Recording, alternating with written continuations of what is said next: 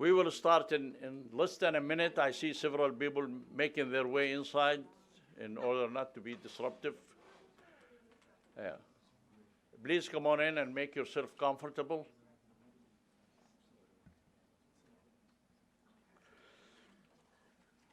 As I mentioned earlier, our first of two excellent panels of the day is going to be moderated by journalist Saeed Ariqat, who is a member of the Palestine Center Committee. And the bios of literally of everybody who's speaking today is in the brochure that I hope that every one of you have had a chance to get one. If you don't, you can do that. But they are all published here. And I'm going to save the time and ask Saeed to come and take over, and he will take care of whether speakers want to speak from the podium or from their stations. Thank you, sir.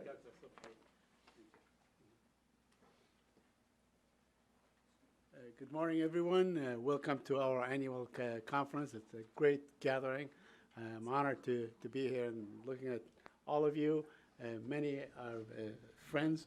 Without further ado, we're going to start because time is being pressed. I'm going to introduce the speakers, the panelists. What I will do, I'll say their names now, but then I will do a little introduction about each speaker right before they speak, okay? And obviously, we're going to speak from the table, not the podium. Can you hear me properly? Okay. First, we are going to start with Max Blumenthal, a local rabble-rouser and a jailbird, you know. So Max is a friend. He's a friend of this institution. He's been here many times before.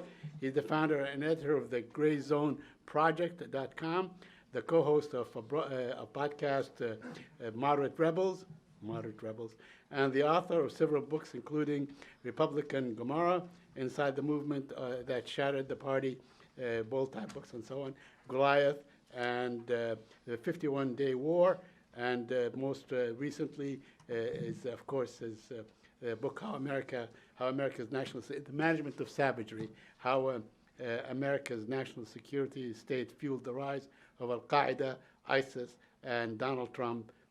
He also co-produced the 2018 feature documentary, Killing Gaza. So, Max, please.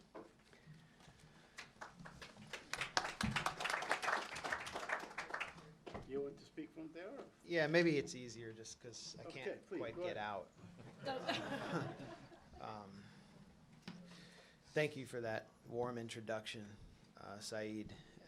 It's really good to be here. I wish I was here a little later. I'm not really used to mornings. I'm one of those people who works at home and, you know, doesn't have to really put on a suit that often except to go out to the world. Being a writer and journalist can make you kind of weird, and you exist on the margins of society, so forgive me if I'm a little rusty. You know, I've heard a lot about the ultimate deal over the past year, and it's been framed in a way, in the same way that Donald Trump himself has, by people who are observers of Israel-Palestine, particularly people on the liberal side. This is not normal. We've heard that from the so-called resistance to Trump. This is not normal. Everything Trump does is not normal. I see Trump in a different way than they do. I see him as the apotheosis of a failed system. I see him as lifting the mask on so many of the social crises that we've been facing for so long. I see him Trump himself as the result of the ultimate deal between financial capital and the national security state. And so that's how I really see the ultimate deal itself. Because I'm the first speaker, I'll run through some of the most egregious details of it as quickly as possible, and I'll try not to repeat everything everyone else said. But the ultimate deal is simply enacting Netanyahu's wishes, but put forward by someone who literally was in bed with him, Jared Kushner. Jared Kushner, many of you know, was the son of close friends of Benjamin Netanyahu, and when Netanyahu was in town, when he was an opposition leader or a young deputy in Yitzhak Shamir's government, he would sleep in Jared Kushner's bed, and Jared Kushner would have to get up and go sleep on the couch. So that tells you who Jared Kushner is. And then the two other figures who are really responsible for this document are Jonathan Greenblatt and David Friedman. I call them team. This is a team Likud. Jonathan Greenblatt's principal role right now is trolling Palestinians on Twitter. I'm not sure what else he does. He's Trump's real estate lawyer, and that is his lone credential. And then you have David Friedman, who was the chairman of the Friends of Bet El, the settlement in the West Bank. You can call him the U.S.-Israeli reciprocal ambassador. He's referred to me as one of the worst anti-Semites in the world at a fundraiser for Trump in Jerusalem, which was, a badge of honor. Then he said Huma Abedin was a leader of the Muslim Brotherhood. He's called J Street Capos. So these are some very crude figures, ridiculous characters who've lifted the mask on the idea that the U.S. negotiating team was an honest broker. We can no longer say that. And they've put forward a plan that calls for the removal of exactly 0 settlements. They refer to the West Bank, and specifically Area C, as Judea and Samaria. Jerusalem will not be divided under their plan, which they call Jerusalem the eternal capital, but it will be shared with the new Palestine. The new Palestine. I don't know where that'll be. It'll be divided. It won't be divided, but it will be shared.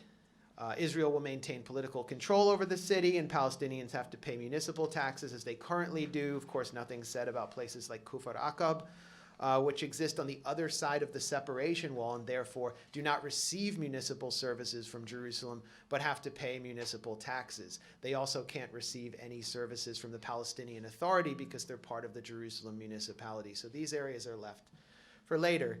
The occupation is not referred to at all. It's called a logistical challenge. The Palestinians face logistical challenges. Of course, Palestine will be totally disarmed. Hamas will be disarmed as well somehow, although there's no plan for a state in Gaza, and nothing is said about the end of the siege of Gaza. Kushner pledges to reduce Palestinian unemployment to single digits and promises that expert economists peer-reviewed the ultimate deal. He promises to transform Palestine itself into Singapore and Gaza into Dubai, which I guess means that there will be a Trump Tower in the Jabalia camp. And transportation corridor between the West Bank and Gaza, where Palestinians will kind of travel on what he calls an autostrada, above the Jewish Israelis, so they don't have to interact and they can go between their reservations. And of course, he promises healthcare investments and investments in schools, and at the same time, Jared Kushner has completely defunded UNRWA. So the ultimate deal document actually features photographs of UNRWA schools with happy children that Jared Kushner himself has personally defunded. The Gulf states that have now formed a new axis against Iran with Israel will pay 70% of the ultimate deal. They'll cover the tab. And of course, their goal is to profit from normalization by doing business with Israel and its other allies. This highlights Trump Incorporated's tight bond with the Saudis and the Emiratis. The execution of this deal has been comically bad. It's been worse than the execution of Trump's summits with Kim Jong-un and Putin.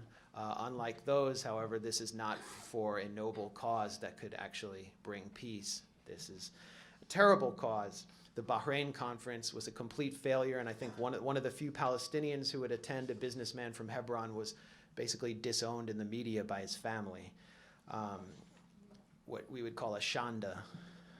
So, as with Trump, the danger with the ultimate deal is that we exceptionalize it and view it outside the context of the dangerous peace process that was consolidated at Oslo. We cannot say that this is not normal. The ultimate deal is, in fact, the ultimate expression of the long-standing peace process that promised that Israel would take peace after peace after peace. It's basically a warmed-over version of what has been offered by liberal Zionists, and it's the democratic foreign policy establishment that created the political space for Trump's Team Likud to put forward this awful but well-marketed document.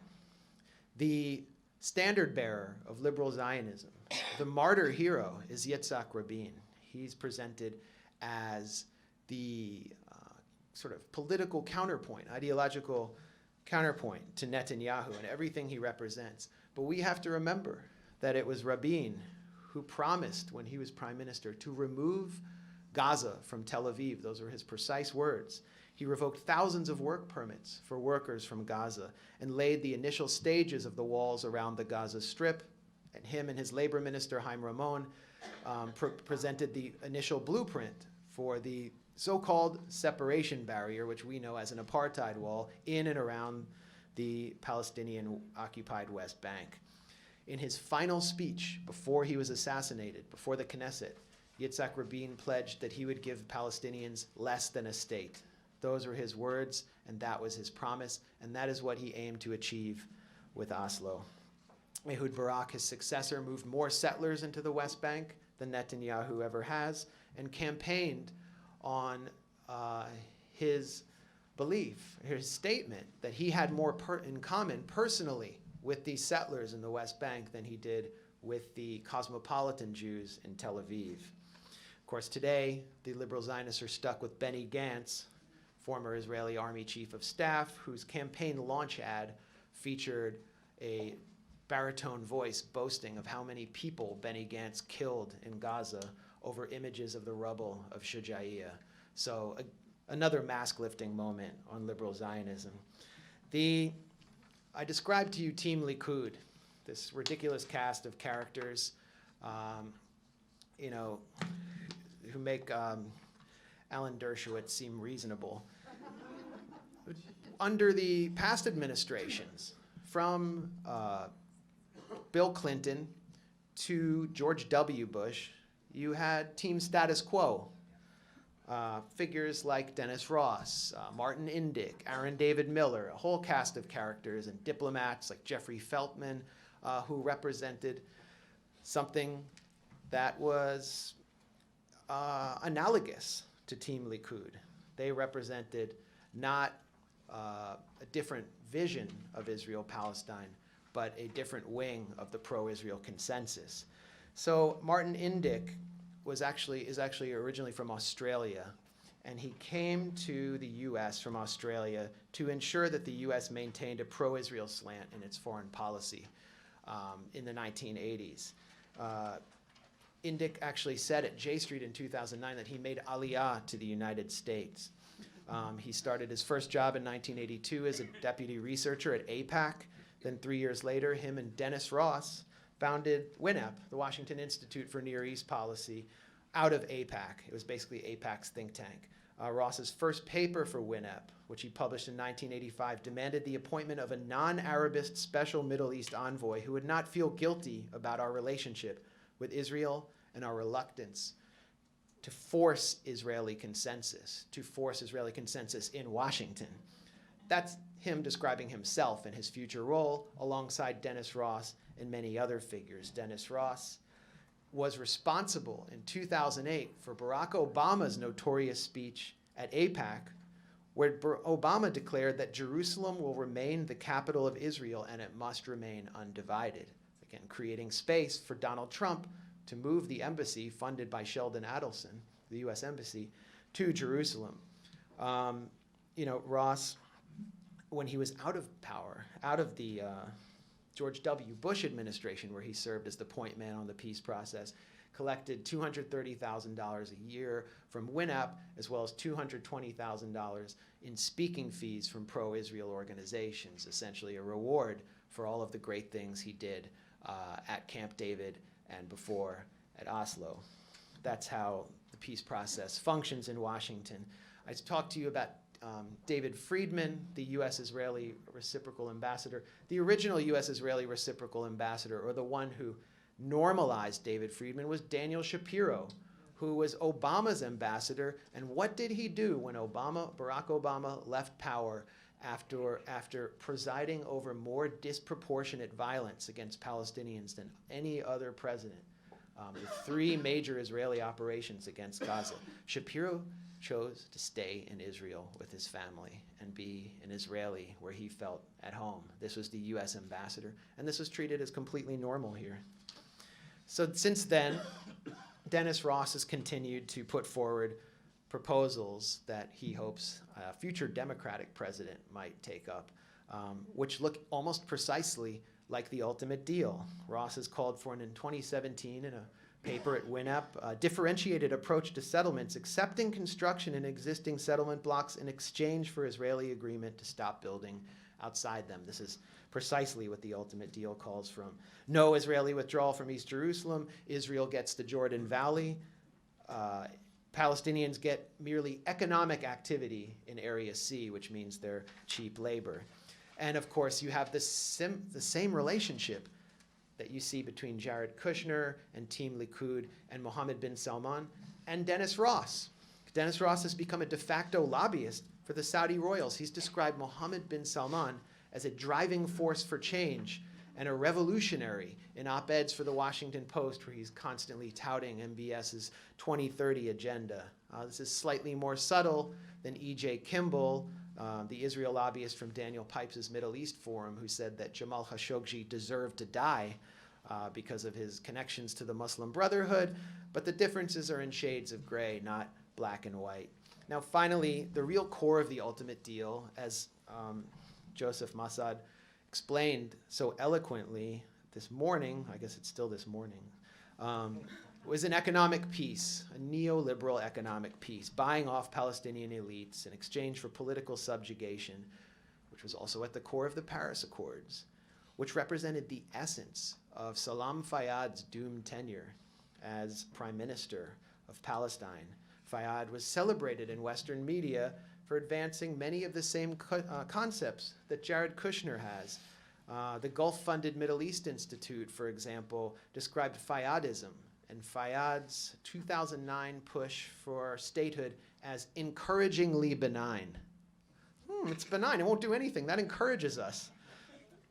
Out of Fayyadism came Rawabi, a version of Loudoun County or Temecula, California, airdropped into the occupied West Bank, built, as Joseph said, by Bashar al-Masri. And Bashar al-Masri, before he was negotiating with Aviv Kohavi, had negotiated with Dov Weissglass, Ehud Olmert's fixer, to build a road through Area C. And the original organization that was going to provide the trees for Rawabi was the Jewish National Fund, the architect of Israeli settler colonialism and the Nakba. I actually ran into Bashar at his restaurant, Fuego in Ramallah, and asked him about that, and he denied it. He denied all the reports, so I feel like I have to, and then his waiters were frightened for me. Then, you know, the idea of Fayyadism also, it separates Gaza from the West Bank. It has this West Bank first approach where the West Bank will be built up as this kind of example of a neoliberal Palestine, and Gaza will be punished in order to teach Hamas a lesson and teach Palestinians who reject this approach a lesson, which makes the idea of a transportation corridor even more remote. But we should look at the liberal Zionist plans for a transportation corridor. For example, the one put forward in Harper's Magazine by the liberal Zionist author and intellectual Bernard Avishai. And this was in an article where Avishai was trying to explain how the right of return for refugees could be possible. And he put forward a plan for a tunnel between the Gaza Strip and the West Bank, so Jewish Israelis would never even have to see the Palestinian Morlocks as they went through the underground tunnel. We have to completely disappear them, because the liberal Zionists always emphasize hard separation more than the Likudniks. The groundwork for the ultimate deal really comes out of these World Economic Forum conferences that previous presidents have put forward neoliberal plans for Palestine. George W. Bush in 2008 proposed an economic bailout for Palestine, and then 5 years later, John Kerry presented his Breaking the Impasse plan during a speech at the World Economic Forum, where he did not mention the occupation once and provided very few details. In fact, one of the only details that Kerry offered was that his breaking the impasse would be presided over by the ultimate used car dealer of Middle East diplomacy, Tony Blair, who is the leader of Tony Blair Incorporated, a gigantic international hustle that's generated over $100 million in profits for Tony Blair and his minions through lobbying gigs for tyrants and work for J.P. Morgan, which reaped a major windfall profit when Blair opened up West Bank markets for the Qatari-owned Cellcom provider Wataniya, which happened to be also owned by J.P. Morgan, so Blair's employer. By 2014, after Israel devastated the West Bank, John Kerry was back at it. He put forward a new economic plan authored by McKinsey and Associates that was leaked to me by a Palestinian businessman. It was basically a 3 or 4 page document. It described Gaza and the West Bank as kind of normal societies, just like any other countries, that simply underperformed on tourism metrics. That's the language McKinsey used. Gaza underperforms on tourism metrics, and they chalk that up to, quote unquote, regional instability, completely ignoring the siege. No mention of occupation or siege in this document. McKinsey proposed a range of new hotel offerings in Gaza to bring the economy back to life. And finally, it called for building literal sweatshops in the Gaza Strip that would produce buttons and zippers for high-end designers in Tel Aviv. Maybe some hipsters could wear those buttons and zippers on their uniforms for the next offensive in the Gaza Strip. This was the plan that was put forward. The only details of the plan that I could find had to be leaked to me by Obama. Now, finally, something that's often left out of the discussion is the Golan Heights, or what I like to call the Stolan Heights. Many people gasped when a new Israeli settlement was inaugurated called Trump Heights. I mean, this is just so crude and such a naked consecration of permanent occupation. It's natural to be disgusted by it. But who created the political space for the Israelis and the Trump administration to declare out in the open, just in plain sight, that the Golan Heights, the Syrian Golan Heights, would be annexed, and that Resolution 242 would be just ripped up and thrown away? It was the Obama administration, when the Obama administration supported the dirty war on Syria and declared that the UN-recognized Syrian government had to go and voided Syria's sovereignty. And it also allowed Benjamin Netanyahu and Israel to say that we no longer have to sit down at the table with Animal Assad. And that is what has created the political space for Israel to rip up negotiations over the Golan Heights and the US to declare that it belongs permanently to Israel. And I remember being, basically, there was an attempt to blacklist me within the Palestine Solidarity Movement for pointing that out and for writing several exposés on the dirty war in Syria, specifically on the White Helmets, which was an influence operation that sought to push US intervention in Syria. Well, the White Helmets in 2018 were evacuated by Israel through the Syrian Golan Heights and into Jordan. I have nothing further to say about that. We're in an interesting era right now. We've been talking about the elections, and we have people like Pete Buttigieg, who worked at McKinsey and Associates, who's spouting the same language we've heard for decades about shared values between the US and Israel. Elizabeth Warren has said she favors a two-state solution, which is the same thing. To paraphrase George H.W. Bush about Bill Clinton, her foreign policy experience seems to be limited to having breakfast at the International House of Pancakes. So basically, her brain is going to be rented by a bunch of think tank fellows from the Center for American Progress. It's not a very good prospect. I disagree slightly about Bernie, but you can imagine him getting rolled if he gets into office. But he made some interesting comments recently that have moved the Democratic field while speaking at J Street, that aid to Israel will be conditioned on its respect for human rights. If he follows through with that, It could be similar to something that George H.W. Bush did to Shamir. And it could move things on the ground. It would be at least a remarkable change from the status quo. We need to ensure that this interesting discussion that's playing out within the democratic field, thanks to pressure that the Palestine Solidarity Movement put on Bernie Sanders, who didn't used to take these positions, does not remain just that, and that it actually moves the facts on the ground, that it actually shifts the situation away from a deadly status quo and settler colonialism that has been consolidated by the status quo of a peace process pushed by both parties in Washington. Thank you. Thank you, Max. I just want to remind everybody that the title of the panel is Liquidating Right to Return, UNRWA, U.S. and Israel Policies. So next we're going to go to Dr. Randa Farah. Please stick to 15 minutes so we can have plenty of questions and answers, everybody. So Dr. Farah is an associate professor in the anthropology department at the University of Western Ontario, where she has been teaching since 2001. She's also adjunct faculty at the Center of Global Studies at Huron University College. She was visiting fellow and associate researcher at the Refugee Studies Center. All these biographies are listed down. I'd like to mention one thing that she's done, which is the research project on Palestinian refugees and UNRWA. Without further ado, Dr. Farah. Thank you.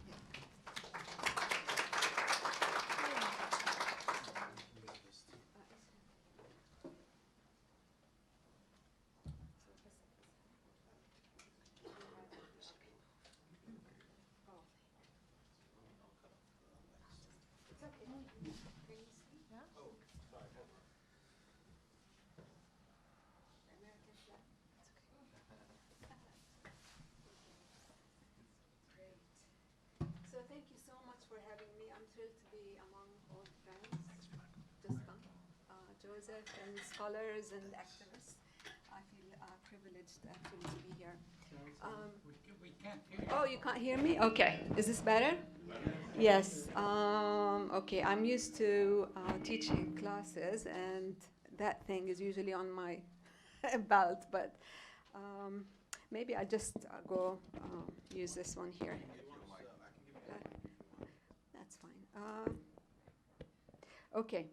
So I thought, because we don't have a lot of time, I thought to focus on one dimension of the right of return in the context, of course, of the present political context of the New Deal of the century. Safat al-Qarn, somebody called it.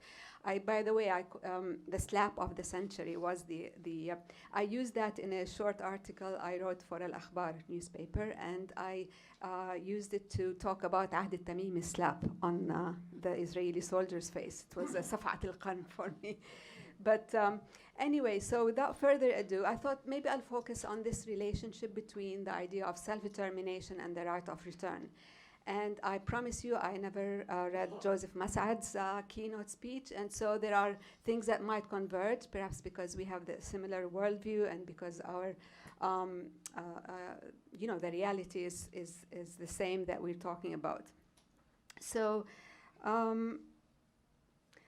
But before I do that, before I start talking about Oslo and what happened to the notion of self-determination in the Oslo framework, I'd like to underscore the fact that Israel remains the main culprit in the rejection of the right of return. It is the one that's responsible for violating international law. And a reminder here briefly that the law of state responsibility, under that law, Palestinians are eligible for reparations. Reparations is the larger term under which we have the right of return, compensation, restitution, and so on. But it's understandable as long as Israel is underpinned by Zionist ideology. It's in direct contradiction with the right of return, because Zionism says we are, has always planned to build a Jewish state with underscoring the term, the word Jewish here.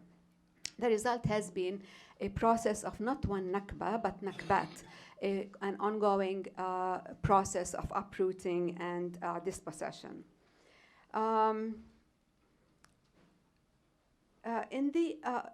This process, of course, you constantly have to justify it. You have to come up with new narratives to justify what you're doing in the 21st century, when everybody can see there is this dissonance between what we are seeing in these images and what is being said. So you have to really make a very strong case and a very strong propaganda machine, which I called an expensive, extensive, and intensive. I was feeling very poetic last night, and I use these terms. But yeah, so in this, in the Israeli propaganda machine, Palestinians are simply non-existent. It's not that they don't exist. They see there are people there, but they are non-existent as a people nation. Nur Masal has said, when he would discuss that, he said, it's not that the land was empty. They knew the land was not empty, but they just thought of these goat herders as undeserving of nationhood and of political independence. So the Zionist urgency then to maintain a Jewish majority is the reason for Israel's systematic attempt to delegitimize any institution, organization, movement that constantly invokes the right of return and the idea that Palestinians exist as a people.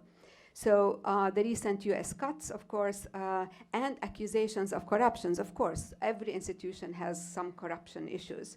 UNRWA is not unique in the White House. I'm sure if you dig a little bit further, you see there's major corruption in many other institutions. But I think the timing of the accusations and against UNRWA as well as the cuts in funding are the attempts or the continued attempt to dismantle UNRWA. But I think Israel was waiting for the right political moment to give UNRWA its final blow. These attempts are, as I said, are not new.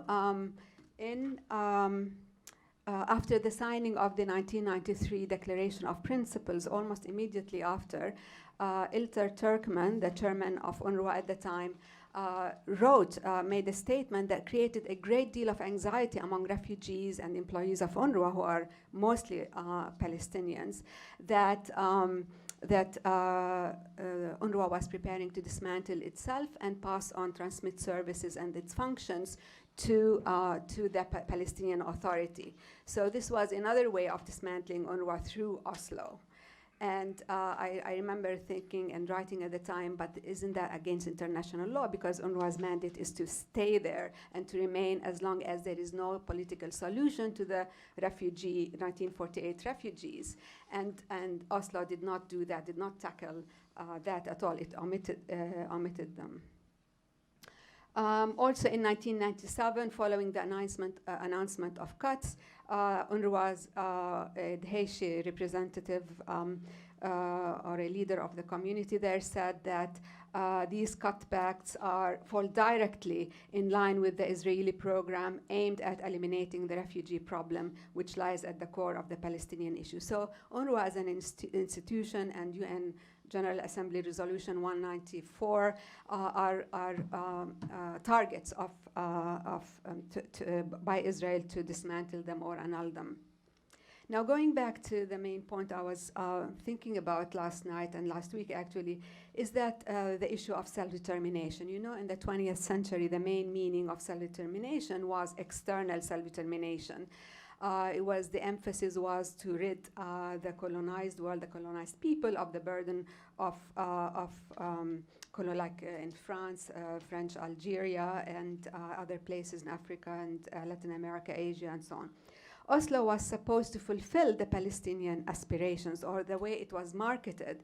It was marketed as if it was the fulfillment, the last sort of step towards resolving the Palestinian, quote unquote, as Joseph said, conflict, which it's not, but the end resolving of the Palestinian issue.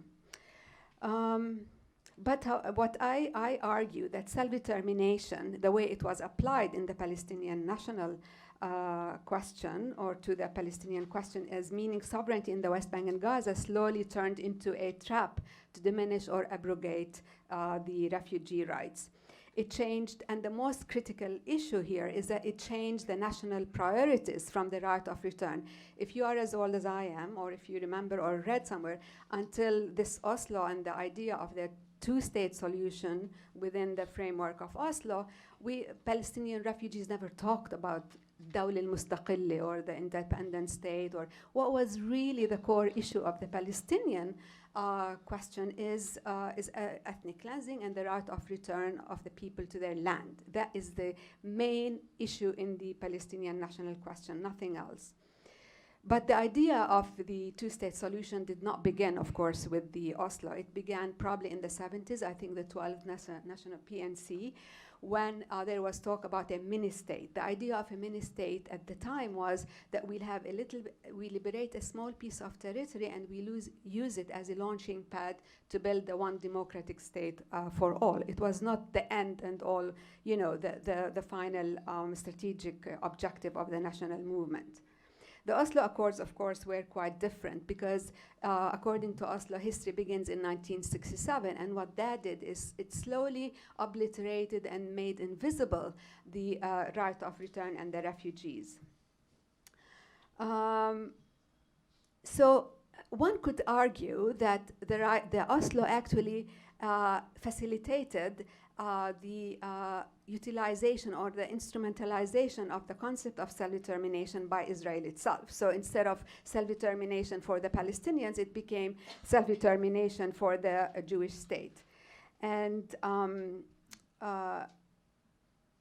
trying to go quickly and skip some things here that we have. So in the end, self-determination became a hollow shell for the Palestinians, albeit with a Palestinian flag.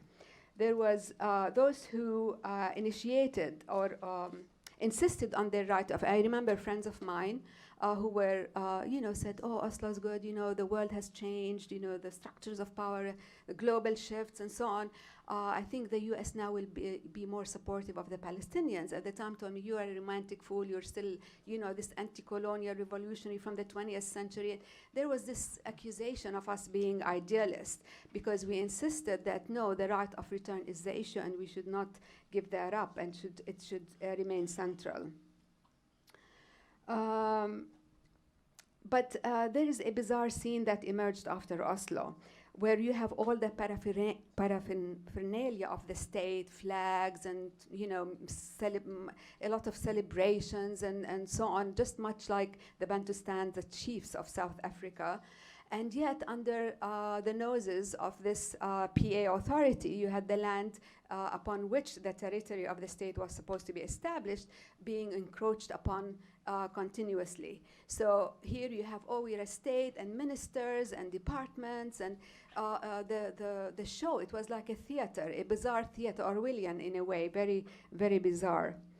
In my research, then I found that until this idea, the Oslo, the signing of the declaration in the refugee camps, the idea of return, the return, independent state, all these were thought of as one thing, that you would return, like the minute you say the Palestinian refugee right of return, in itself invoked that you would become independent and that you would establish a state. You didn't need to articulate the idea of a state or self-determination, because you can't have self-determination, in other words, without the right of return.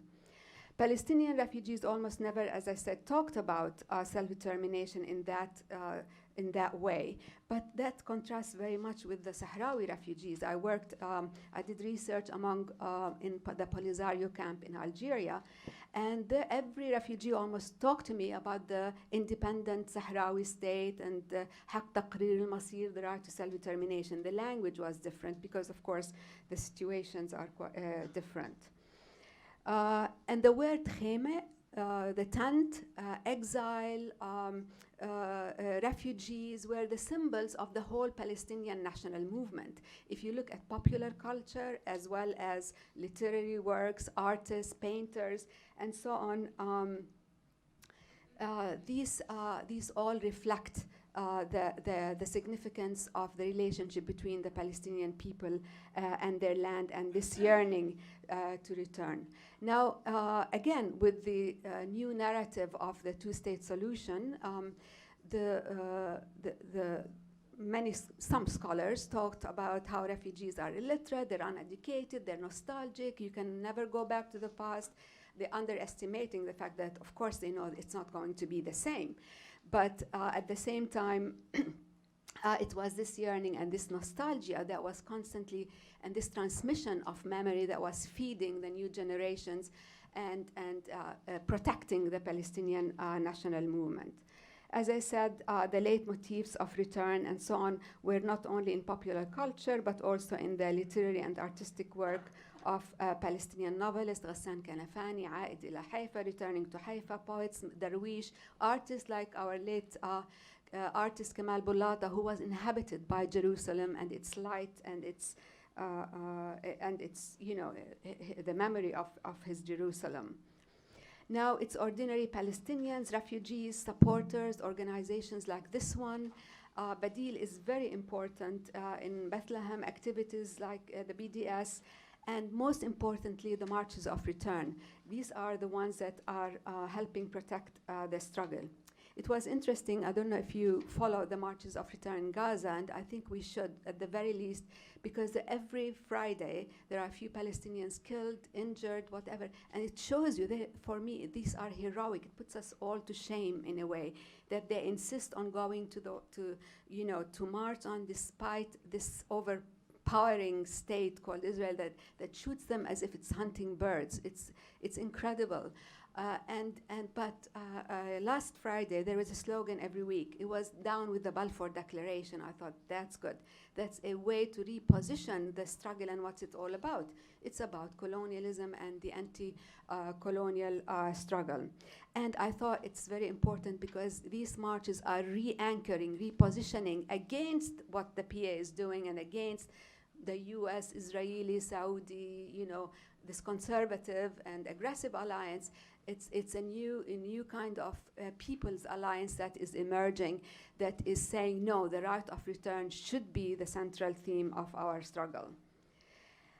And I started working on, actually my whole PhD thesis, I remember in the 90s, was about Oslo and the political context and how refugees in exile were reacting to that. And almost every refugee produced some artifact from Palestine, either through the narratives, the memory, the oral histories, or like a document that they had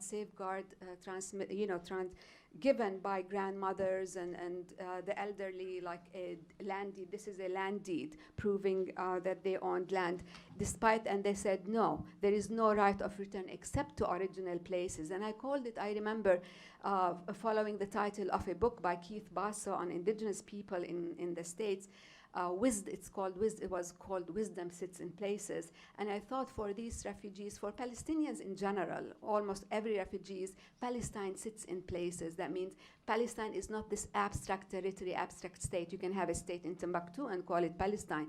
But for every Palestinian, Palestine is where they come from. It's their village, it's their land, it's the people that lived there, the relationships upon which they had, that they forged. The first generation in refugee camps, you see the zinco, the metal sheets on top of the refugee camps. The younger generation told me their parents refused to change these metal sheets because they thought their economic practices of building a concrete roof would mean that they have agreed to resettlement and integration.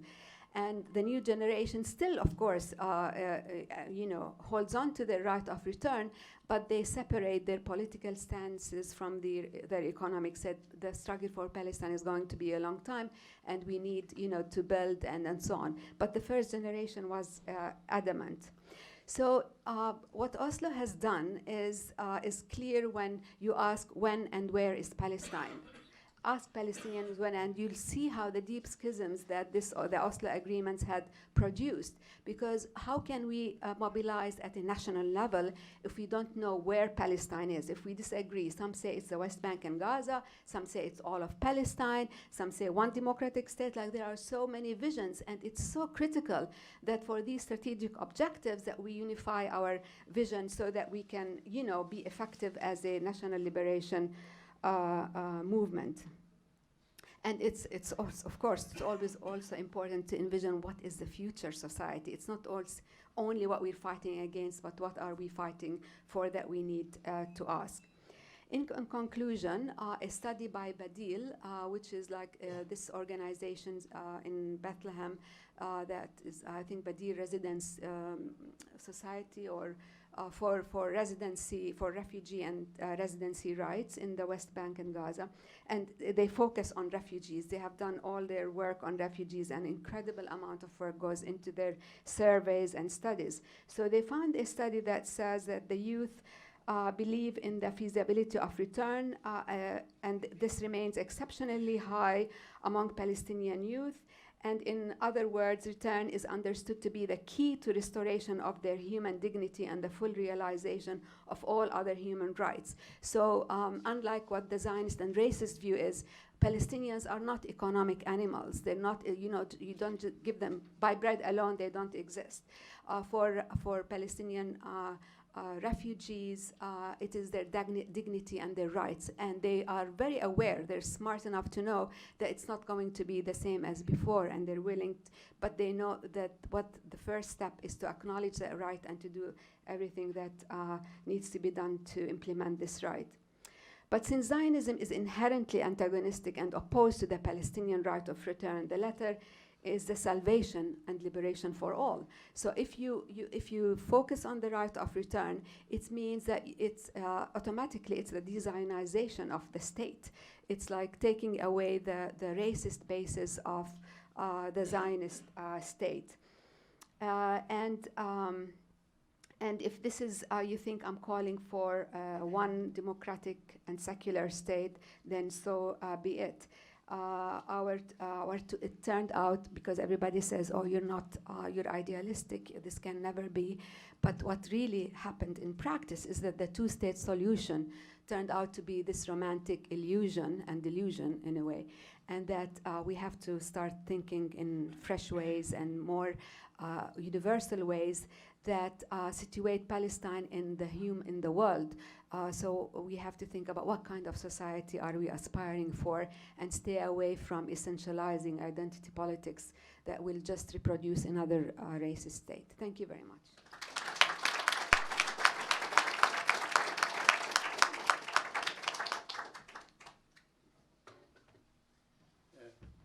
Thank you, Dr. Randa, and thank you for mentioning the marches.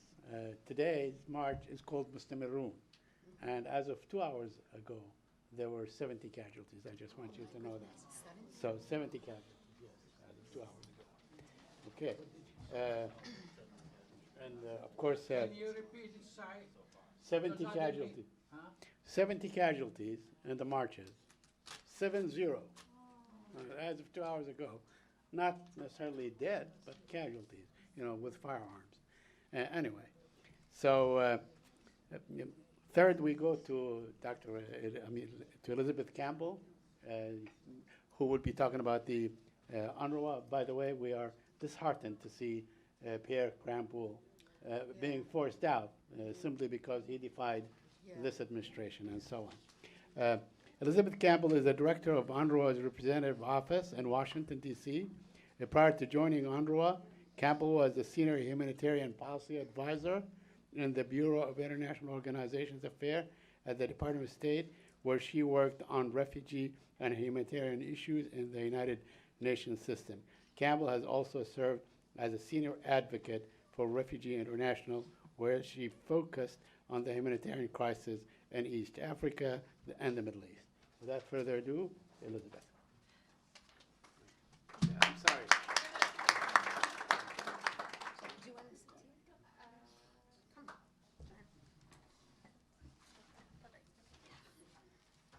Sorry for looking. me in the wrong direction. No, it's okay. I've moved my seats multiple times.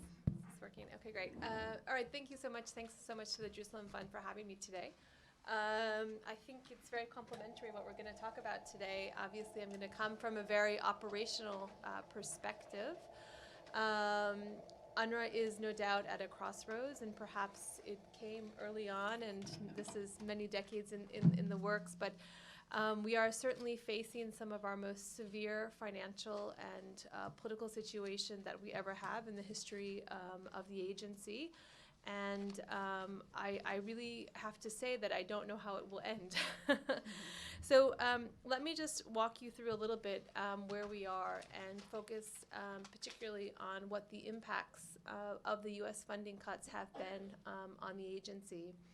So as you all know very well, the United States was one of the founding countries that created UNRWA, and it served for 70 years as its strongest political and financial supporter for various reasons. In 2017, the United States was providing about 30% of UNRWA's total budget, or around $360 million. And that's funding that I think the agency, basically, counted on annually. I joined the agency late in 2017 and was part of the team that concluded the negotiation with the State Department on what we call a cooperative agreement, but basically the document that lays out the funding arrangement for the following year. As is always the case, UNRWA is basically short on cash for the simple reason that our needs continue to grow, largely as a result of population growth and ongoing conflict, which results in growing humanitarian needs. And there's no end in sight to the political, there's no political process, right? And so the State Department was very good about providing funding to us early on in the calendar year, which we then used basically immediately. So it was news to me. I truly learned about the funding cuts by hearing Ambassador Nikki Haley, at the time the U.S. Ambassador in New York, respond to a question by a Canadian journalist at a press briefing. And it was interesting because immediately my phone sort of, started ringing, and everyone said, well, what does this mean? And I said, and also as someone who had just come from the State Department and worked on humanitarian issues, I said, no, look, let's not read too much into it. There's no way that any U.S. administration, Democrat or Republican, would withhold humanitarian assistance that goes to the United Nations, not to a government or to the PA, to achieve a political objective. That hasn't been the case under a Republican or a Democratic government for arguably, the last 30 years. And as I understood it at the time, I would have described the U.S. policy as having always sort of two tracks: a bilateral track, which it has with any country, but in this case the Palestinian Authority, and a multilateral track where it provides fairly generous humanitarian assistance on the basis of civilian need alone, and not political affiliation or anything else. And it does that. It had done that fairly well, and managed to really keep those two lanes separate. And I believed that on January 2nd of 2018. I was wrong. I was obviously wrong. And as you all know the story as it unfolded, it wasn't just UNRWA that the U.S. cut funding from, but it was also, of course, the funding that went to international humanitarian organizations, NGOs, U.S.-based NGOs, and then, of course, the East Jerusalem Hospital Network, which to this day, it's very difficult for me to understand why that was necessary, or what they were aiming to achieve in that decision. And you can see from recent press reporting, which I believe is probably quite accurate, that even when now the Israelis may ask to turn on various parts of aid, in this case it was a security assistance, you can see that the administration is quite clear that it doesn't intend to return any funding to anyone anytime soon. And it's important to also know that this, as I understand it, was a decision that was made by the United States. It's not something that the government of Israel, in the first instance, asked of the U.S. So it was a shocking decision and something for which the agency clearly was not prepared because, as I described, we in fact had just completed our agreement with the State Department to engage in a funding relationship for 2018. Okay, so what has this meant? And I would like to sort of just go over the 5 fields where we operate to tell you what the human cost has been, and then maybe paint a little bit of a picture of what I think is to come. So let's start with our largest operation in Gaza. Or maybe let me just begin by sort of painting sort of the overview of the scale and scope of our operations. I know most of you probably know a lot about UNRWA, but I have found that very few people understand the scale and scope in totality of what we do today. So currently, we are educating 535,000 children. If you brought that school system to the United States, it would be about the 3rd largest after New York and Los Angeles. So that the scale and scope of that is not to be underestimated when we talk about the impact.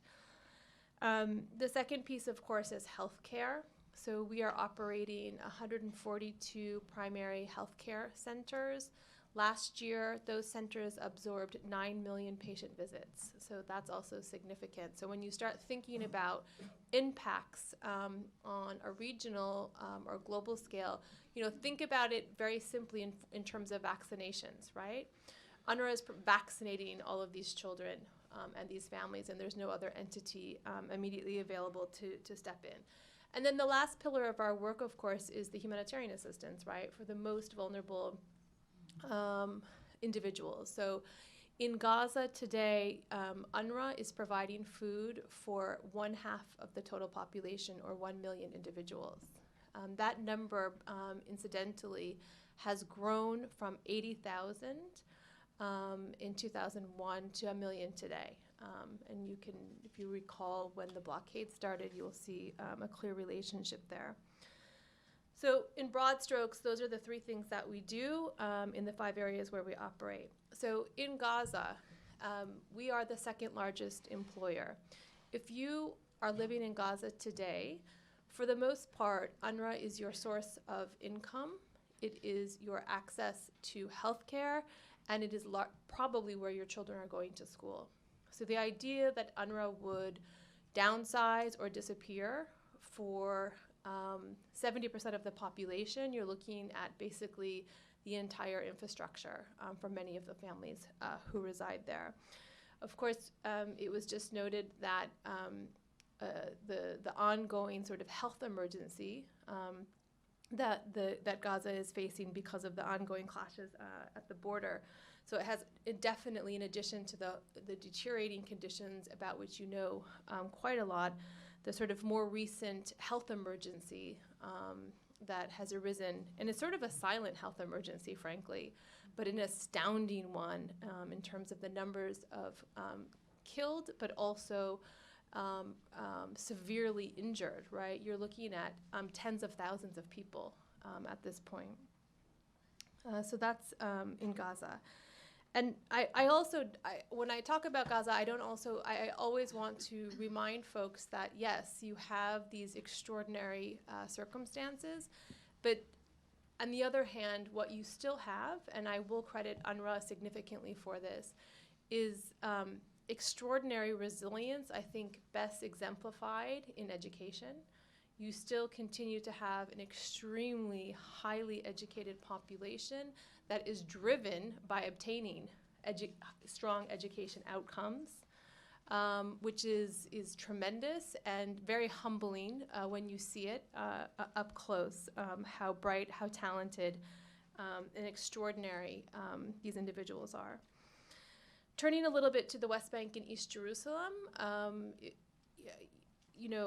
as was described earlier, of course, East Jerusalem is basically a battleground. It is a place where the government of Israel has informed us as official policy that it's of its intentions to basically take over our operations.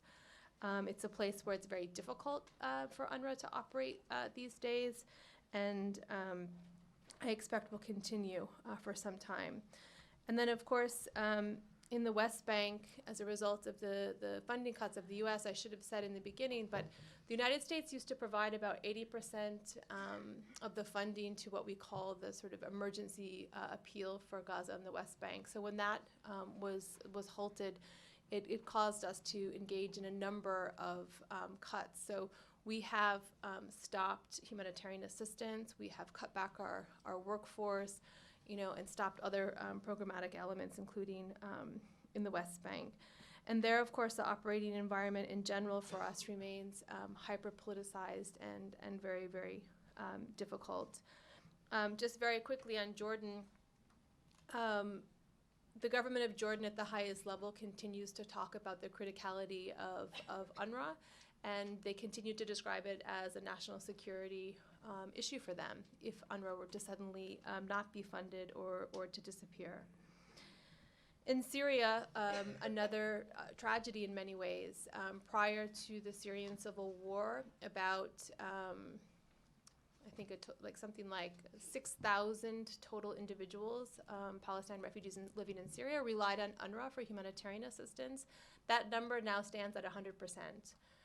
So again, it's just another example of a place where this idea that somehow Palestine refugees are sort of living in these sort of stagnant situations is obviously false. Of course, you all know that, but what we find increasingly is that we are dealing with secondary and tertiary displacement and all of the humanitarian consequences that come with that. So again, another example of rising need and major financial and budget constraints. One thing I would again say, just in the vein of resiliency in conflict, where I think Palestine refugees among all have mastered that. One of the amazing things that UNRWA did is, and it's something that was interestingly developed in Gaza, was a way to create basically mobile education classrooms. And basically we had the best of our teachers, and in our sort of Gaza TV studio, recording all of the lesson plans for students who could no longer access our schools during the war in Syria. And they were broadcast on UNRWA TV, which, as I understand from my colleagues, was viewed most intensely in Saudi Arabia due to the quality of the teaching, apparently. But anyway, this allowed students, our students in Syria, to continue their education. And when you meet these young people who are now, in 9th, 10th, 11th grade, who grew up through the UNRWA education system during the height of the Civil War, they're brilliant. And again, attribute, of course, the refugees themselves to that, to finding that extraordinary solution. And then just finally in Lebanon, a place that I find, at least in Washington, is often forgotten by policymakers and officials. I think it remains, at least for me, one of the most difficult places where Palestine refugees continue to live. And the funding impacts there have been as severe as anywhere else. I think, as you all are aware, unlike in other fields, refugees there are not permitted by law to access higher education, many parts of the labor market, and as such rely intensely on UNRWA to pay for things like hospitalization. So the funding cuts have also impacted families there as well. So just maybe in sum, what I can say is, and picking up on the point about the Commissioner General, who just resigned this week, of all weeks, is that, it's very difficult for me to see, to imagine what not only the humanitarian impacts would be of an UNRWA that is further weakened or dissolved or dismantled, but also, of course, the security impacts across these areas that I just described. You may know that UNRWA's mandate in New York is being debated basically as we speak. There will be a vote on that next week. While I think it's quite likely that mandate will be adopted, the question remains, what's a mandate without the money necessary to run the programs? UNRWA is facing an extraordinary financial crisis. As it stands, we are basically at this moment deferring vendor payments to pay salaries. It remains very unclear whether or not we'll receive the money that we need to continue to keep the schools open, the food pipeline open, and the healthcare system up and running. Certainly all efforts are being made to secure the funding that we need from the various donors, but it's definitely an extremely, I don't know, I can't find a better word than worrying, but it's extremely serious moment. And I think I'm going to maybe just conclude by saying that when I look across the Middle East and I look at the various challenges and problems and different things that governments can do to try to bring stability, security, whatever you want to call it, UNRWA is actually the easiest problem to fix because you have a highly effective development and humanitarian system. It just requires an injection of cash. Unlike so many other challenges that governments and other actors are grappling with. And it's my sincere hope that after the United States has invested 70 years in building these institutions, which in my view and experience are quite extraordinary, that they don't simply, throw it all away. Thank you. Now I can see you. I was looking at our last speaker for this morning's session, but not least, of course, is Dr. Osamah Khalil. He's an associate professor of history at Syracuse University's Maxwell School of Citizenship and Public Affairs. He's the author of America's Dream Palace, Middle East Expertise and the Rise of National Security State, and the editor of United States Relations with China and Iran. Without further ado, please, Dr. Osamah. Thank you, Said. It's not easy to be the last speaker before lunch, so I'll try not to keep it too long. But I want to take a moment to thank Dr. Subhi and Dr. Eid and all the members of the Palestine Center Board for organizing the conference and all the great work they do here in the nation's capital in the United States and in Palestine. It's an essential institution, so thank you again. I want to thank Muhammad and Samira for their help with logistics in the conference, and of course to my fellow panelists. So there's a tendency, and I think you've heard some of this often in the media, maybe less so today, but there's a tendency to discuss Trump's actions and policies, including the deal, as a break with U.S. foreign policy. Right? The reality is that deal and Trump, as some of the speakers have already said, is more consistent with U.S. foreign policy over the past 7 to 8 decades, if not further back, if not back to, quite frankly, the Wilson administration, than has been recognized. There is a difference in style and rhetoric, that's clear, right? But as I'll show you today, what has been done secretly or talked about secretly by American officials and in documents and agreements with the Israelis, what has been done secretly is now done openly and in typical Trump fashion, loudly, all right? We have to take credit for everything and announce it 2 times over and put a Trump label on it.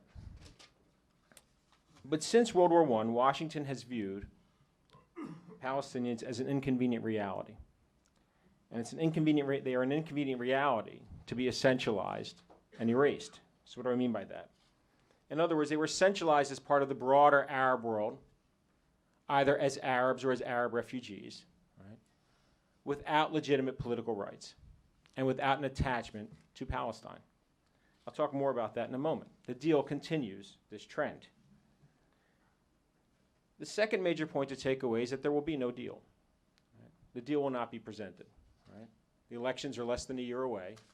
Donald Trump is not going to present the deal in an election year. Right? Now, it will not be presented until after 2021, if ever. But as Max pointed out, it'll be adapted and adopted with a different packaging, a new and improved deal, perhaps with a Democratic administration or perhaps in the second Trump administration.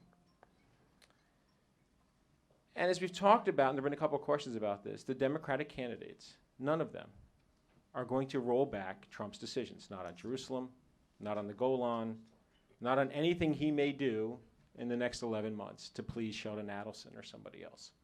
Right? It's not going to happen. Even though Bernie Sanders has made, to Max's point, and I think Max is right, he's made some very important points about linking U.S. aid to Israel to human rights. We've heard this before, during the Carter administration. Right?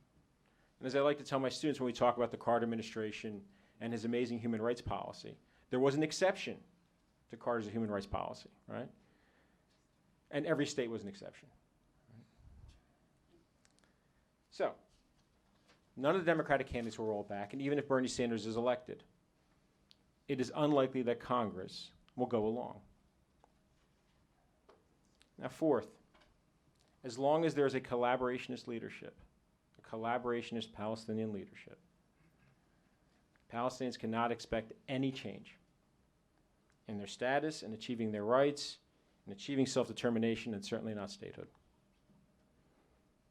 So, one aspect of the deal that has been often discussed, right, is that there will not be a Palestinian state at the end, right? And not a sovereign Palestinian state. This is not new, right?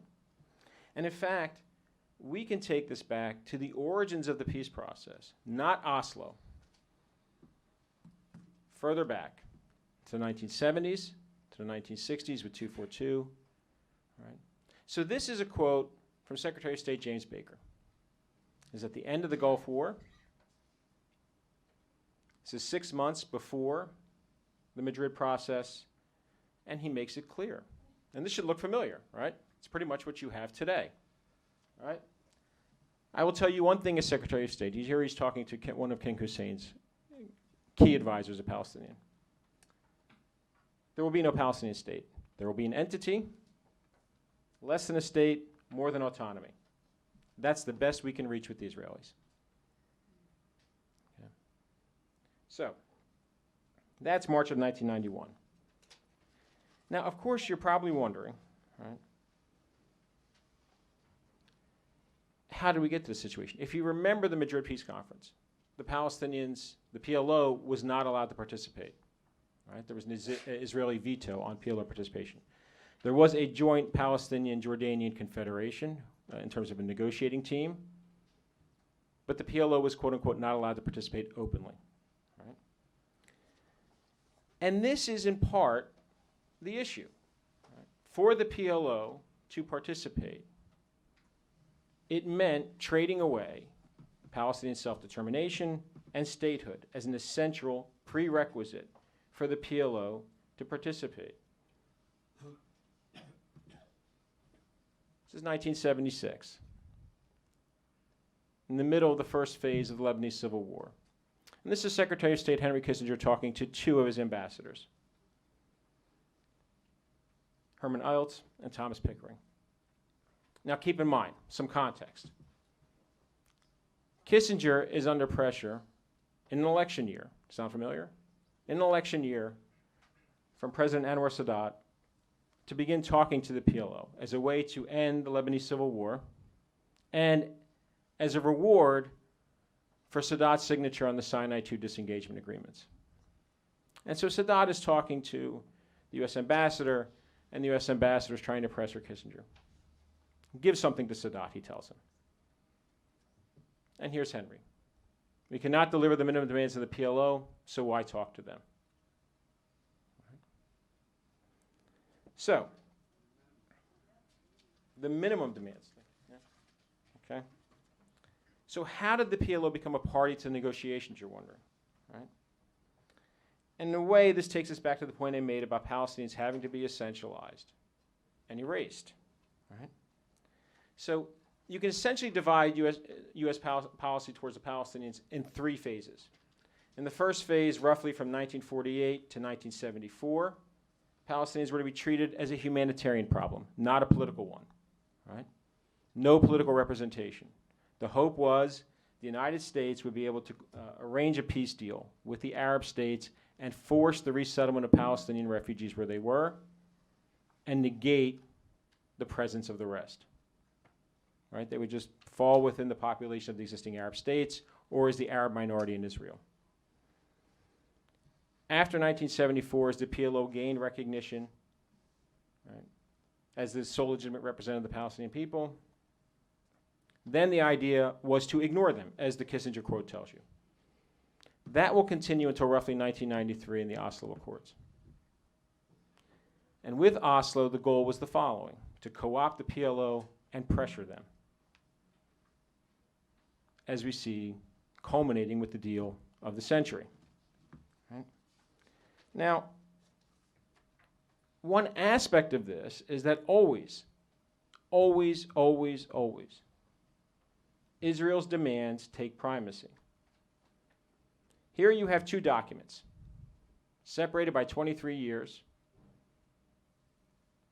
The second is during Oslo, and the first is linked to the Sinai II agreement. This is a secret memorandum of understanding that accompanied Sinai II.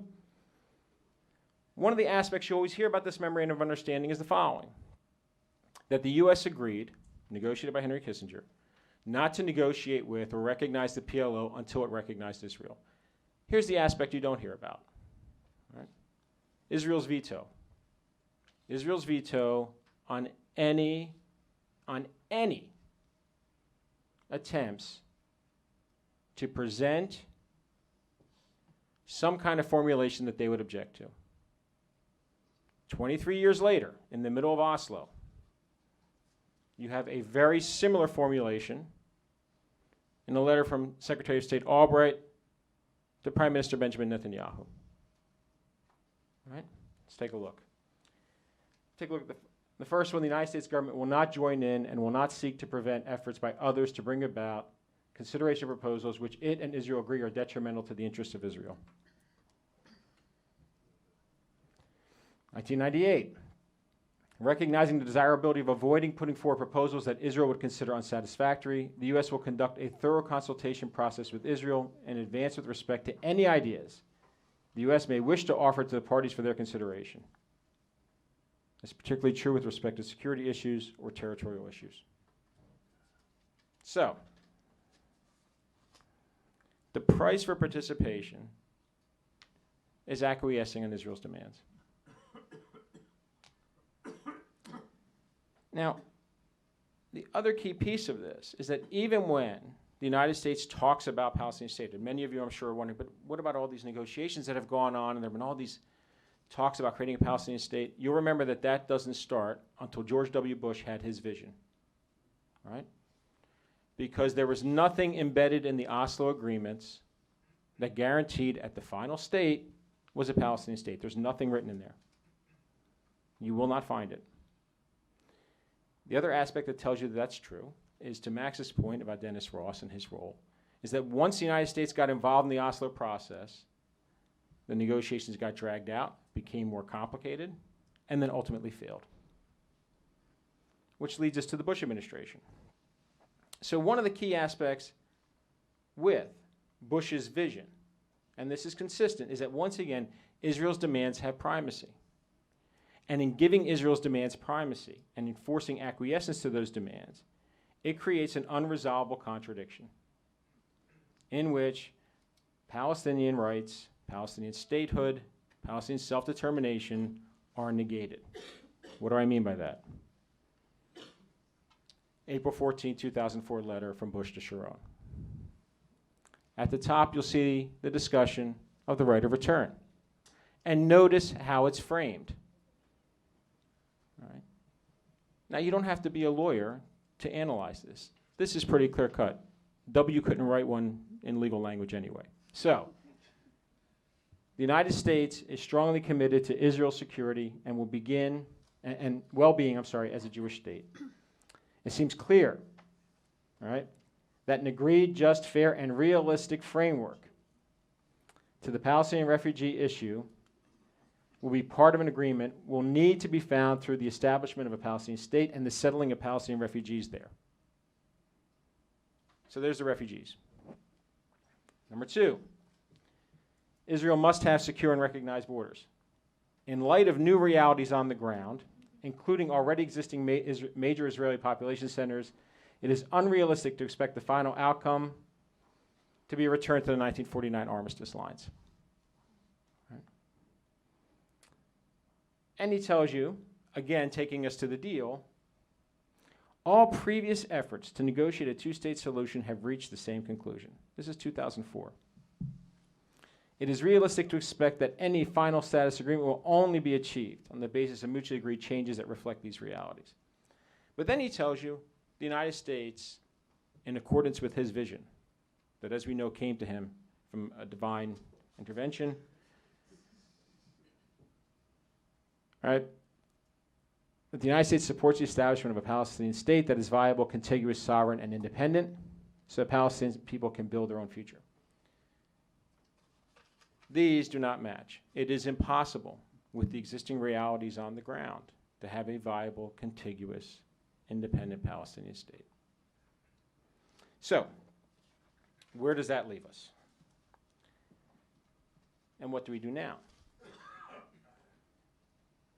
There is a one-state apartheid reality today. There is no peace process, and there will not be a Palestinian state. No matter what individuals here in the DC think tanks tell you, what the Democratic presidential candidates say, or what peace process veterans want to say because they can get more speaking fees. What is to be done is that if Palestinians hope for a change in Washington, they must abandon their collaboration as Palestinian leadership.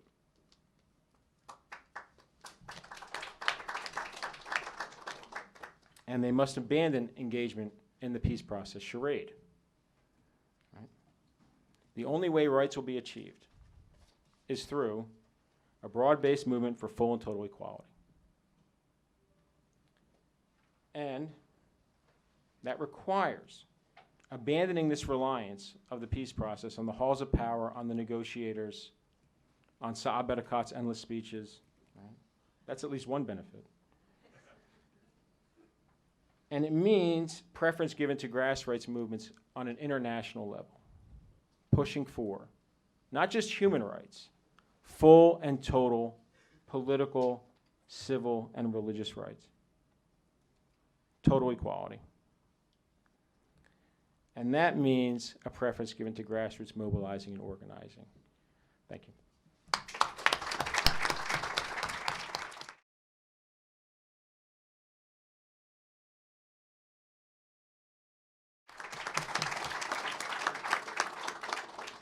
Thank you, Osamah, Elizabeth, Randa, and Max. We had 4 compelling presentations. Now we will go directly into questions and answers.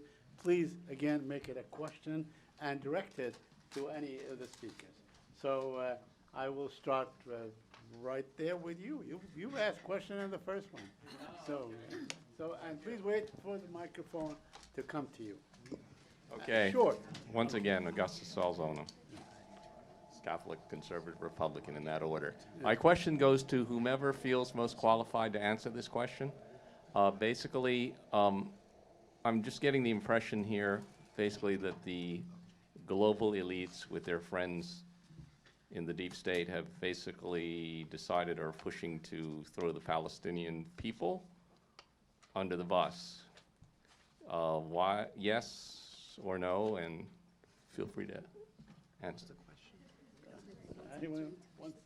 I'm sorry, I did not understand can the you repeat question, that but one more time? maybe somebody did.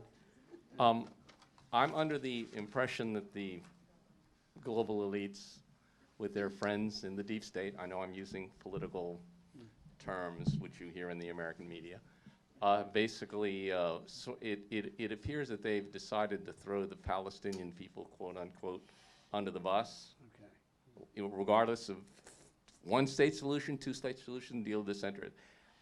In your opinion, is that true? And what do you think those who support the Palestinian cause, self-determination, Got you. should do about it? Thank you. Anyone?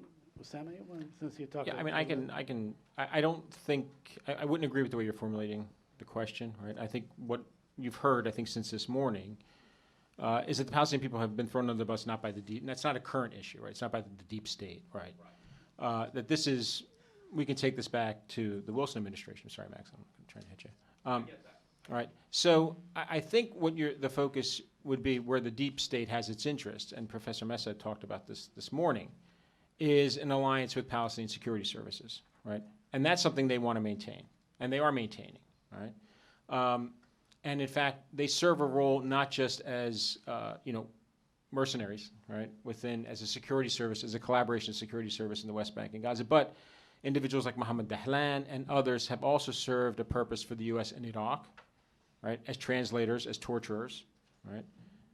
They've served a purpose throughout the U.S.'s dirty wars that are being run, the shadow wars that are being run in Yemen and elsewhere, right? Dahlan, who was one of the security chief for Gaza, has become a favorite of the UAE as a quote-unquote security consultant. And he is effectively running his own mercenary force for them, right? So this is something, when we talk about the deep state, and we chuckle about it, the reality is there is a national security establishment in the United States, right? We have a range, and some of the individuals are here. Welcome. Right. And they have an alliance and have had an alliance with the security elements of the PLO and the Palestinian Authority since the 90s, right? That's not a mystery. They're not shy about it, by the way. I mean, they're building these training centers. They're building the centers with USAID money. This is not something they're shy about. Right? So the issue there then is, what is the role of the Palestinian people when you have a security service elite that's answerable not to the Palestinian people, right? And in fact is used to repress them, but is answerable to their paymasters in Washington and in Israel, or to the Gulf, right? That's part of what the deal of the century, quote unquote, is, right? Is removing that mask, the mask also of USAID. So USAID, will build sewers, right? We'll build schools. Well, they're also building the security apparatus that helps suppress Palestinians. It's the same kind of security apparatus that's built throughout the region. So when we talk about the deep state, there are a number of deep states throughout the region, and almost all of them, if not all of them, have strong ties to the U.S. national security establishment. That's not conspiracy theory, and it's not a mystery. The U.S. isn't shy about it. Right? This is a holdover from the Cold War, and it's something as part of American primacy, particularly after 9/11, that the U.S. has been quite open about. They're not shy about it. Right? It's not some crazy conspiracy theory on the corners of the web. Right? Thank you. I have Hamid, and then we'll go there, and then we'll move in that one. Thank you. My question is to Ms. Elizabeth Campbell about Pierre Krahenbuhl. I don't know if you followed the noon briefing on Wednesday and the hard time we gave to Stefan Dujarric about his resignation. He didn't resign, in fact. He was pushed to resign. The investigation did not find him doing anything wrong. It says that.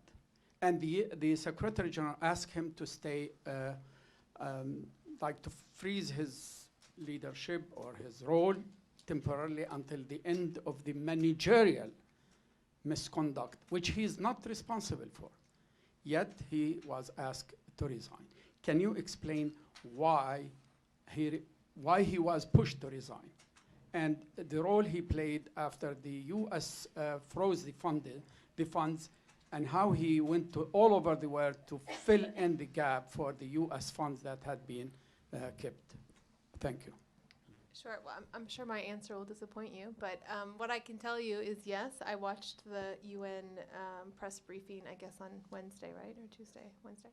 And so what had happened earlier that day is that he had agreed to go on administrative leave until the completion of the investigation, which had been ongoing since March of this year. And then subsequently and very quickly thereafter decided on his own accord to resign. And so we have a British national, Christian Saunders, who's acting in charge of the agency. And that's all I know, and that's all I can share. And I can only reiterate that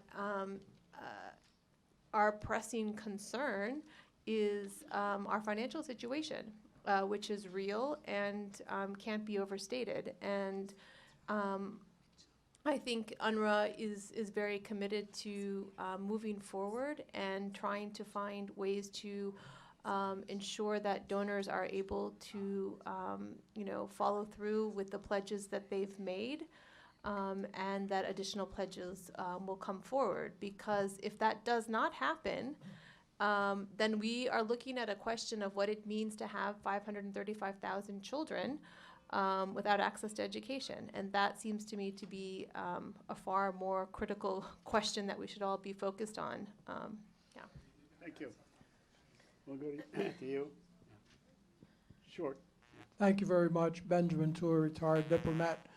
I have a three-part question. Both Dr. Khalil and Dr. Massad emphasized the continuity in U.S. Policy on Palestine, going back even to Woodrow Wilson.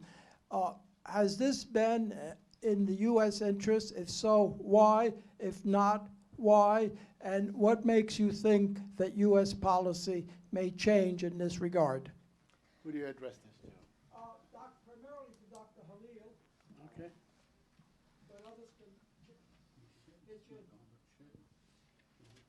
in. You want me to get one, or you want to get more than one? Yeah, okay. Well, look, I'll talk to you a little bit, and then if you want, we can talk on the side. Yeah, no, there's a clear continuity dating back to the Wilson administration, right? One of the benefits for the United States has been that it's been able to keep a relationship with the Arab states, right, during the Cold War and then post-Cold War, because they had more to fear from the Soviet Union, particularly the Gulf monarchies, right? Monarchies don't tend to do well under a socialist regime, right? They don't tend to last. So they had more to fear from the Soviet Union or from Arab nationalists, especially the Gulf monarchies, than they did from Israel. Right? The Palestinians, as I mentioned, were an inconvenient reality. Right? And so one of the ideas here, particularly as part of the erasure, was to remove them from the political equation. Right? And when that failed, what the United States attempted to do was co-opt the Palestinians. So as you can see from the Baker quote, what the United States has been struggling with is how do we deal with this political problem, right? And they've ignored the humanitarian problem for some time, right? So, on UNRWA, what they've been doing is funneling money and hoping that that will go away.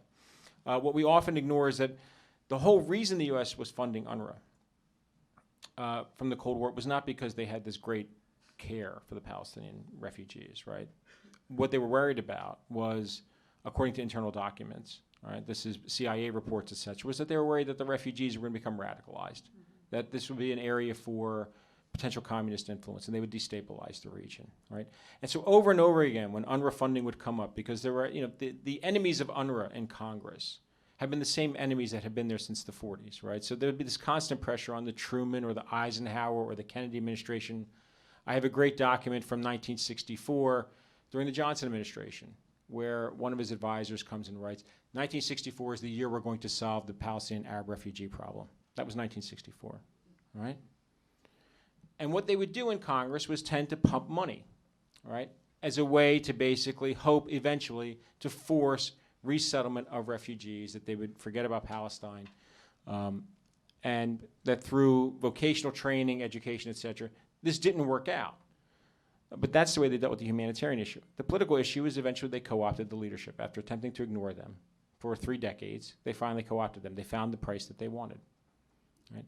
And this is, by the way, something that Arafat and the Fatah movement had been telling the United States since the 70s.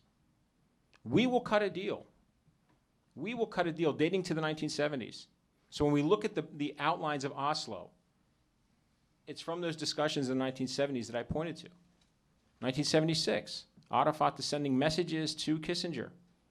We will cut a deal. We will accept what eventually becomes Oslo. We will take a minor state in Gaza and just give me a piece of the West Bank to show you that we mean well, right? We will cut a deal if you can maintain our privileges, our positions, right? And this is why we've had some of these speakers that have come here at the Palestine Center who've worked on some of this. It's one of the reasons why within the diplomatic corps of the United States, you had this movement in the 70s, right, an attempt to kind of accommodate the Palestinian narrative. And those same individuals were telling, whether it was Kissinger or later and Ford or later Carter, there are elements of the PLO, the quote-unquote moderate elements, that will cut a deal. Now, the issue is Israel's never wanted this, right? This is why there's not going to be a deal of the century. Israel does not want peace. It does not want a Palestinian state, right? It fundamentally violates the tenets of Zionism, right? So why is there not a Palestinian state? if in fact Israel is given a repeated veto, right, in the documents, in the agreements with the United States, it tells you, right? And there is a strong alignment with that within the Washington foreign policy and national security establishment. They see that. At the same time, they're trying to accommodate this political movement that they've been unable to suppress. And so the final point I'll make is this, is that there were other attempts to erase the Palestinian national movement, the 1982 invasion of Lebanon, right? So one of the things about the 82 invasion of Lebanon, the attempt to destroy the PLO, was that what was this a result of? The Camp David Accords. Why? Once Egypt is removed as a threat to Israel on the southern border, that's exactly when you see Menachem Begin and Ariel Sharon focus on the PLO.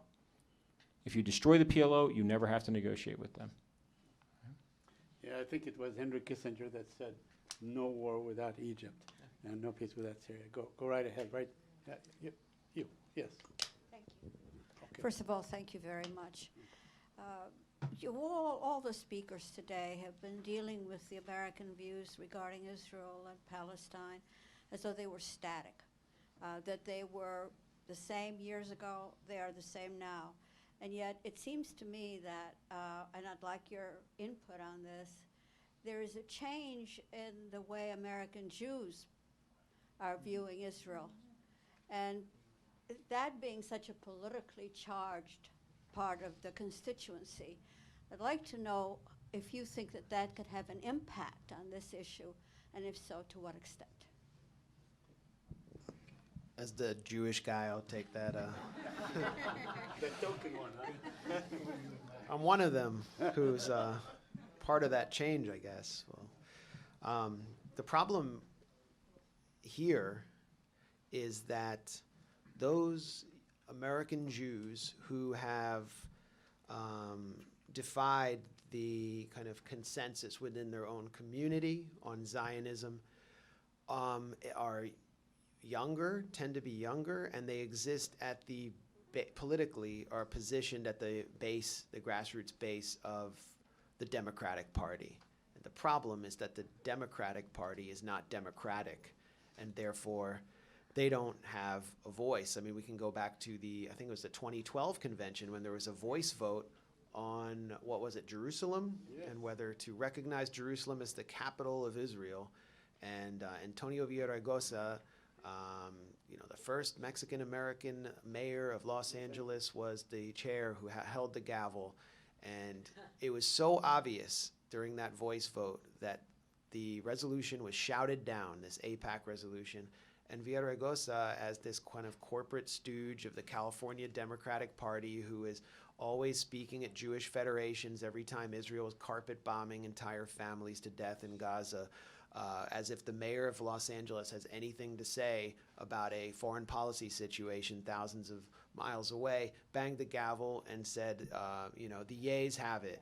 And that just tells you where the Democratic Party is, and the Democratic Party elite conspires against Bernie Sanders and has conspired against him in 2016, in part because he was mobilizing those young American Jews who will come out and support him again.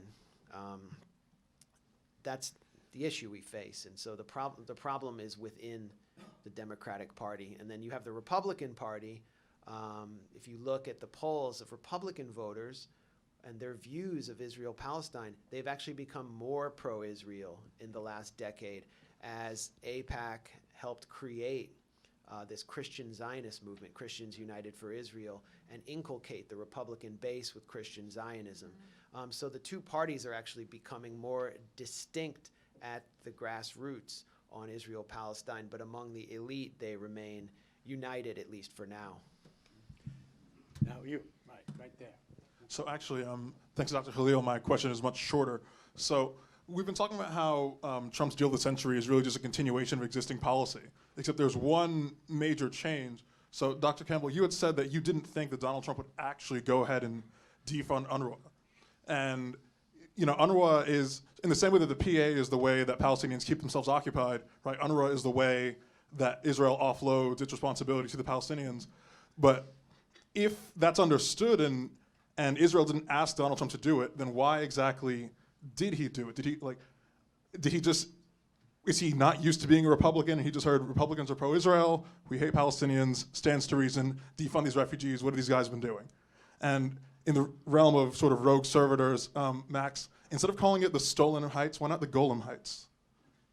What, The Golan Heights. Golan Heights, I like that. Got a creative mind. Yeah, so I mean, the reason that it was defunded, but that all humanitarian assistance, right, and I have to emphasize that, stopped. So right now in the world, Palestinians are the only civilian population on the planet that is forbidden by the U.S. government to be a recipient of U.S. humanitarian assistance, okay? So if you are a Syrian or you're a North Korean civilian or a Venezuelan, whatever it is, you're entitled to U.S. humanitarian assistance. So the reason is sheer politics, and it's definitely related to the response by the Palestinians, but also the international community in the GA and the Security Council in the aftermath of the U.S. decision to move its embassy to Jerusalem, which of course has nothing to do with us, right? Has nothing to do with us. And in terms of the other part of the question about who should really be doing this, I mean, for me as a humanitarian who works with an agency who, you know, is responsible, if you will, for ensuring that schools open and health care centers have medicine and food reaches families, what I can say for sure is that regardless of who should or shouldn't be doing it, there is no alternative.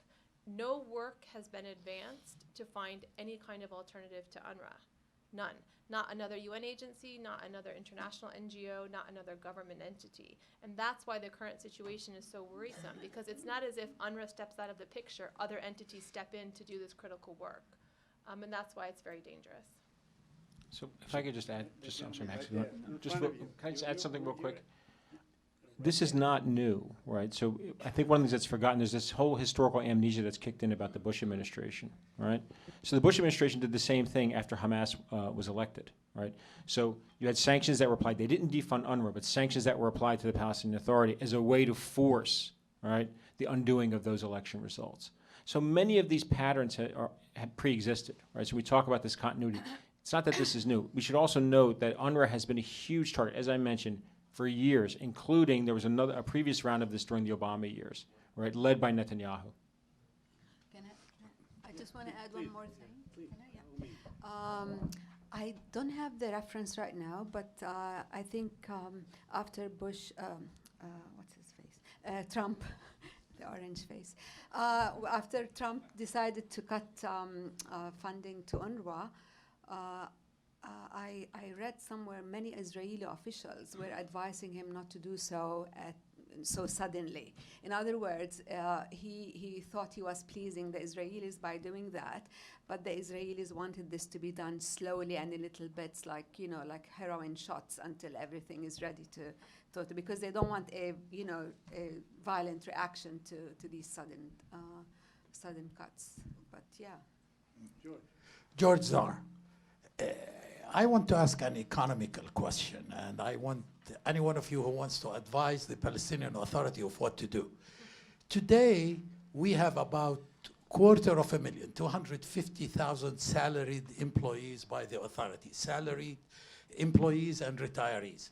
And people say there are, and I don't know exactly, equivalent number of NGOs. So there is a whole economy that is reliable on foreign aid. What's the next step? What the Palestinian Authority, if any one of you is the head of the authority, what would you do? Thank you. Can I say one thing? And then I just want to speak to the practical aspect of it. So currently, according to U.S. law, all right, so you guys may be familiar with the Anti-Terrorism Clarification Act, it is not permissible for the United States government to give a single dime in any shape or form, whether for humanitarian assistance or security assistance to the Palestinian Authority. I don't see that reality changing anytime soon. So really, the PA relies on Europe to pay its salaries. And what I can say is that as a result of sort of the current U.S. policy vis-a-vis foreign aid and Palestinians, those politics are moving and entrenching very deeply in other parts of the world, including especially Europe. And if I had to guess, I would guess that it's going to be very difficult for Europe in the next 5 years or so to continue to make those kinds of salary payments. But I defer to my colleagues on other issues. So I would, Right there. if I can just, I want to throw this out. So I think it's important to remember from 1967 to roughly 1994, and in the West Bank, 1995, 1996, these salaries were paid by Israel, right? They bore the cost of the occupation. What's happened, and this, we cannot forget this, for those, if anybody who cares about Palestinian rights, we cannot forget that since Oslo, one of the key detrimental aspects of Oslo was that Israel no longer had to bear the price of its occupation. Instead, the United States and the international community did, right? So those salaries that are paid, and many of these officials, I worked with some of them. Many of them worked under the Israeli Civilian Authority, right? So if you want the situation to continue as it is, then continue to look for whether it's Japanese funding or funding from the Gulf, et cetera, to pay these very inflated salaries, by the way. If you've been following some of the controversies, including from the previous the current prime minister, about some of the laws that have been passed to take care of previous ministers, many of them who were overpaid and corrupt and getting money on side deals. Anyway, right, which is a whole other avenue. If that's what you want, then continue with the status quo. But if you think Israel should bear the burden of its occupation, and at the same time, while it goes around the world selling its technology and its weapons and saying these have been field tested, we have field tested this on a population. These are population control mechanisms. These are and this becomes a huge selling point, as Max has written about, a huge selling point for the Israelis, right? In which the Palestinians become a laboratory for field testing of weapons and technology, right? But if you want that to go back, then the only way to do that is to get rid of the Palestinian Authority. Right there, right there. I'm looking at everyone. We're going to take like 3 or 4 more questions so you guys can have lunch. I had a question. Wait. For the microphone. I guess this question's for the panel. We've heard a lot today about the Palestinian Authority before the PLO and how they were eventually co-opted. If you can comment briefly on Hamas and whether you see sort of similarities with sort of the progression, and what is really the end goal? Is it sort of this Palestinian Authority, sort of the mini authority in Gaza, or something else? Max, you did the thing on Gaza. You mind tackling that? I'll let anyone else on the panel take it first, and I'll follow up because. All right, so I, from my perspective, yeah. I mean, Hamas is following the exact pattern, right, that was established by the PLO and by Fatah, right? And that includes a repressive rule, an undemocratic rule, cutting deals with Israel to keep themselves in power. They are under extreme financial strain, right? And, of course, clamping down on any types of protests, much like we see in the West Bank, right? Any kind of protest is seen as collaborators and as deviant, right? Same thing you see in the West Bank, and any kind of protests in the West Bank that come out are then linked to Hamas and cracked down on. So there, and this is something I've written about before, where basically what you have are basically 2 repressive authorities competing over shrinking pieces of land and shrinking pieces of governmental control. Yeah, I'd just follow up and mention the error of Khalid Mashal, I think, to try to move Hamas into this orbit of Turkey and Qatar during the Arab Spring, and how badly that backfired after the coup in Egypt and weakened the Gaza Strip and weakened the whole resistance within the Gaza Strip, and how not just Hamas, but the Al-Qassam, its resistance wing, has kind of had to go back to their old allies in Iran to maintain some form of resistance. Qatar has basically provided them with aid and heating oil and everything, but they, have a totally different program that really stands at odds with the traditions of resistance in Gaza. So that decision has weakened them, and now they're under new leadership that's hobbled Sinwar and Hania as well. Right there in the back, then Dr. Assad. I just wanted to ask you all about generational change. I'm a baby boomer, born in 1948, and what I see is my generation, which is dying off, is the one that is and greatly responsible for what Dr. Khalil was talking about how we looked at this whole issue. And I see the same thing happening in Palestine with the people who are leading the March of Return. And I'd like you to talk about it, just looking at the election this last week, where all the women, all the people of color. I have friends in Virginia, Western Virginia, in the Shenandoah Valley. There are lots of churches that are showing films about Palestine, that are talking about Palestine, people that you see as red areas and conservative, and it's happening all over the country. And I just have this feeling that both domestically here in our politics and in the Democratic Party and in Palestine, in terms of the people who are pushing change there, that we're on the cusp of a generational change that is going to break this whole thing wide open, and I'd like to have your guys' thoughts on it. Randa, you want to take a crack at it? Yeah, definitely there is a generational change. I don't know where to start. I know in Palestine and among refugees, you know, the idea was that the refugee population after, you know, that was the Zionist dream, that after so many decades that the dream of return will die and that new generations will go. But I think there has been a shift. I don't think it's the temporal distance from the time of the Nakba till today that has decided the generational shift, but the global shifts, the political structures of power. And so if there is something in the present that invokes the past, it has done so with the Palestinian issue. And this has to do with the Intifada, with the Gaza marches, and in an indirect way, the more oppressive Israel has been, the more it has kept the rebellion alive. But its the form has changed, and now there is more.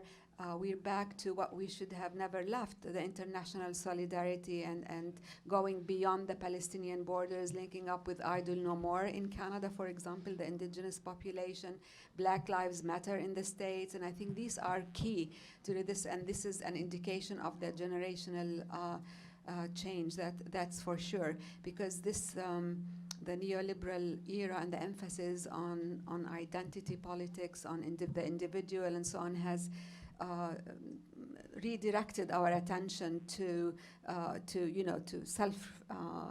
look at ourselves and create borders between us and others. But now I think that it's changing, shifting again, and there is the idea of reconnecting and the international solidarity, and that's generational in my view. I think there's not just been a generational shift, or if there is a shift, it's because there's been an abandonment of the youth around, and we're seeing it play out around the world with so much unrest. Abandonment under a system of global neoliberal capitalism, where young people have simply been deprived of a future here. Educated young people are in debt. They're what Hillary supporters denigrated as basement dwellers because they have to live with their parents. And so Bernie Sanders, the oldest candidate, has the youngest base. And it's no coincidence. Look at what's happening in Chile right now, where Sebastián Piñera, this billionaire president, has basically rammed through all of these austerity policies, and now he's facing massive protests, calling not just for his ouster, but a new constitution that is different from the constitution enacted under Pinochet, in which pensions are privatized. Those young people will someday be old, and they look at their elders who've been abandoned. You can look at Lebanon and Iraq, massive corruption and the kind of crony capitalism and oligarch rule that young people are facing. That's why they're in the streets. Even in Hong Kong, where these protests have taken a very nihilistic form, they are not pro-democracy, they're separatist, they're being weaponized by the U.S. national security state. But this is a generation that has seen their economic future move away as mainland China's economy blossoms, and Hong Kong is kind of left in the distance. I think they have like a 20% urban poverty rate in Hong Kong. Chile, Santiago has like a 40% urban poverty rate. So you're seeing unrest, and this is the future. Just massive permanent protest by youth who've been totally abandoned under an economic system that we see expressed in a most extreme fashion in Palestine. So we can kind of look at this as a global Gaza, or a Gazification of the globe. And I think, the results are showing already in Argentina with the new elections. Yeah, absolutely. And Brazil now, there is talk of the release of, Can I make a quick, I want to make a quick point there. I really want to. the Trump administration is, not just targeting the Palestinian question for liquidation. It's targeting in an extremely aggressive fashion the allies of Palestine, and these are states like Venezuela, Nicaragua, Iran, and Syria, Cuba, Bolivia. These are the states whose governments stand up for Palestine at the UN. I saw Delcy Rodriguez, the vice president of Venezuela, speak at the People's Assembly this year in Venezuela with a kufiya on to express her government's total solidarity with Palestine, and they're being targeted for regime change in violation of international law, and their populations are being sanctioned and are dying through excess deaths, the same way people, as Elizabeth described, are dying through the defunding of UNRWA. They're dying silently through excess deaths. So it's important that if you have a Palestine solidarity movement, you have an internationalist and anti-imperialist outlook that defends the allies of Palestine. We are told that we're out of time, but I promised Dr. Assad, and I promised the gentleman right there, really quick, both together. Yeah. Who? Yeah. No, I don't want No, you first. You first. Okay, so all right. Osamah, I like your gutsy solution. Oh, sure, no. I spent 5 hours with Yair Hirschfeld, the one who established our problems. And after 5 hours, I found out the Arabs are 1 day late, $1 short. Okay. And it means we have to have a program. And he said, we cannot follow the program. It's not going to change. By election, by a Democrat, by a Republican, even God is not going to change it. And how are we going to do it? Like you suggest, ignore it. That's what my question is. If you hold on to somehow and the answer, I want to go right there, and that will be our very last question. Please. And then we will break for lunch. Mark Harrison with the United Methodist Church. To the last speaker, for us in the faith community, what you said, you're going to have religious leaders in Palestine say that to us, because that's not what they're saying to us. Just be aware of that. And then my other point to you is, given what you said of where we are, particularly towards Palestine, what do you recommend Palestinian Americans do? Do they vote on 2020 or do they stay home? And another, to something that Max raised. There were Arab Americans, Palestinian Americans, who worked in the Obama administration. I met one guy who was Palestinian, who worked in the National Security Council, and I asked him, what steps are you taking to stop U.S. folks who have tax exemption of giving money to the occupied territories? He said he couldn't do anything. They didn't want to do anything about it. And he's Palestinian.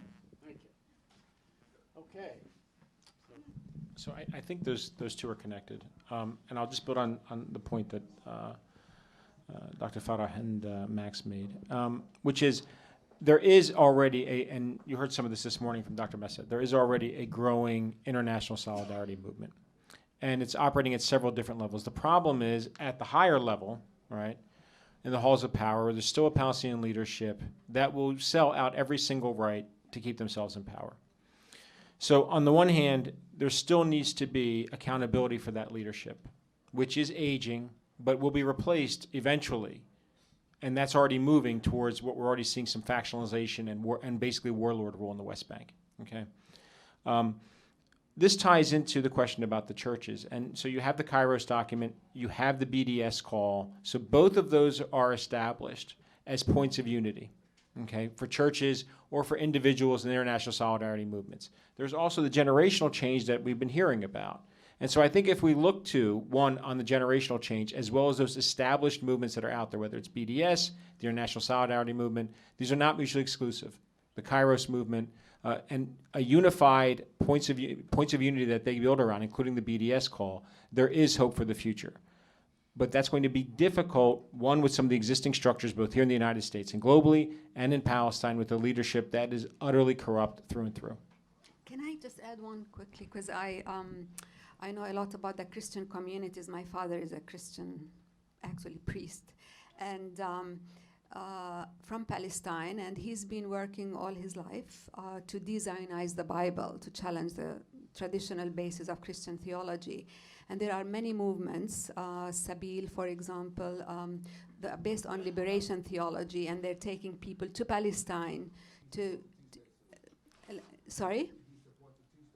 Yeah, but but no, what I'm saying is that I think those who are, it's not up to only Palestinian the church leaders to do that, but it's the responsibility of the Christian communities who are aware and know of what's happening to the Palestinians to speak out and not be, afraid to raise awareness, especially in to confront the Zionist evangelists that have massive access to the media and telemedia and so on.